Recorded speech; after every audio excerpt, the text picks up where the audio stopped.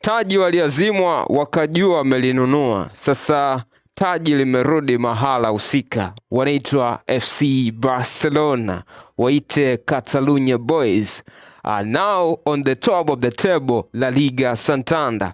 FC Barcelona inarejea tena katika kilele cha msimamo wa ligi kuu ya nchini Hispania La Liga Santander baada ya kupata ushindi wa magoli 3-0 dhidi ya vijana Levante. Levante wamebana, lakini mwisho wa siku wameachia na wanakula 3-0. Goli lake Fermin Lopez, goli lake Frank de Jong na goli lake bwana mdogo Beno ndio magoli ambayo yameweza kuipatia ushindi FC Barcelona katika mchezo wa La Liga Santander dhidi ya vijana Levante 3-0.